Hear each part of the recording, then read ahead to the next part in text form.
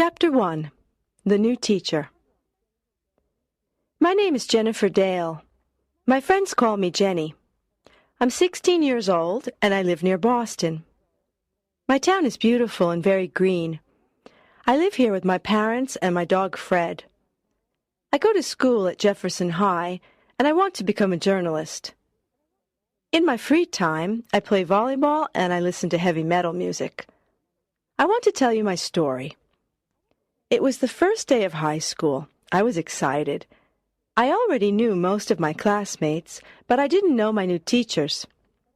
I got up, ate my breakfast, and went to school. On the street, I met my friend Dana. Her house is near mine, and we always walk to school together. I hope our new teachers are men, and I hope they're handsome, Dana said. Dana loves talking about boys. Yes, I need something new and interesting in my life, I answered. We arrived at school and went into our classroom. A young man was inside. Hello, boys and girls. I'm your new science teacher. My name is Mr. Adams. I hope to work well with you this year. Dana and I looked at Mr. Adams.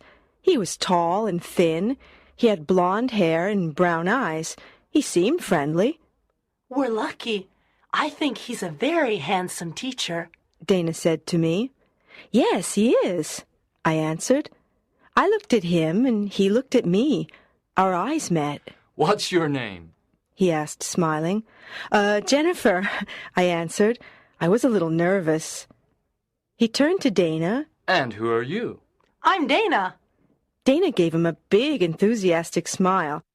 At that moment, the noise of an airplane attracted our attention. Everyone in the class looked out of the window, but the sun was in front of us. It bothered our eyes.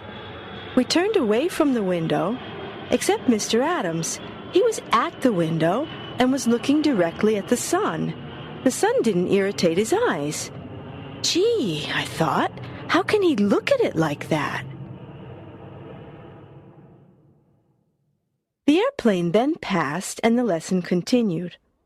When the hour finished, another man walked in. This one had black hair and green eyes. His nose was small and pointed, and he had strangely high cheekbones. What a weird-looking teacher, I said to Dana. Wow, you're right, she exclaimed. The teacher didn't smile and spoke coldly to the class. I'm your English teacher. I want you to be on your best behavior this year. The lesson can begin. And remember, no talking. Everyone in class was evidently shocked, but no one said anything. Another student, Steve, raised his hand. What? Asked the new teacher in his cold voice. Excuse me, but what's your name? Mr. Stone, he answered. I then noticed that his voice wasn't just cold, it was metallic and monotonous.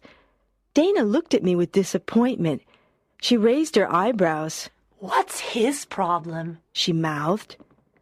The lesson proceeded. Mr. Stone read a poem from our English literature book. His voice was weird, very weird. It had no emotion. It was almost robotic. Someone touched me. It was Dana. Isn't he horrible? She whispered. I nodded. The other teachers we met that morning were Miss Smith, the arts teacher, and Mrs. Ching, who taught math. Both seemed nice. Miss Smith in particular was a very cheerful person.